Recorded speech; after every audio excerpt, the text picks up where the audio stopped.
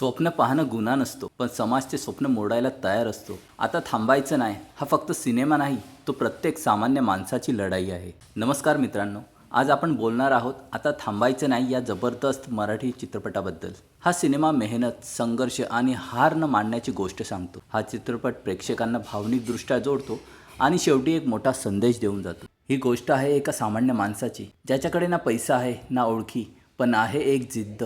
आता थांबायचं नाही. समाज, परिस्थिती, अपयश सगळं त्याच्या विरोधात असतं. प्रत्येक वेळी तो पडतो, पण पुन्हा उभा राहतो. हा सिनेमा सांगतो की यश मिळणं महत्त्वाचं नाही, तर प्रयत्न थांबू नयेत हे महत्त्वाचं आहे.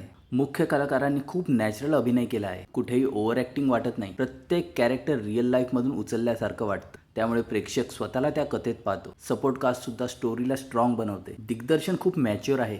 कुठेही स्टोरी ड्रॅग होत नाही. म्युझिक इमोशनल सीन्समध्ये मनाला भिडतं आणि इमोशनल सीन्समध्ये ऊर्जा देते. कॅमेरा वर्क साधं पण प्रभावी आहे. गावाकडची आणि सामान्य माणसाची दुनिया योग्य पद्धतीने दाखवली आहे. हा सिनेमा आपल्याला एकच गोष्ट सांगतो, लोक काय म्हणतील याचा विचार न करता स्वतःवर विश्वास ठेवा. अपयश आलं तरी थांबायचं नाही, कारण थांबलात तर संपलाच समजा. आजच्या तरुणांसाठी, स्पर्धा परीक्षांचा अभ्यास करणाऱ्यांसाठी आणि संघर्ष करणाऱ्या प्रत्येकासाठी हा सिनेमा आहे.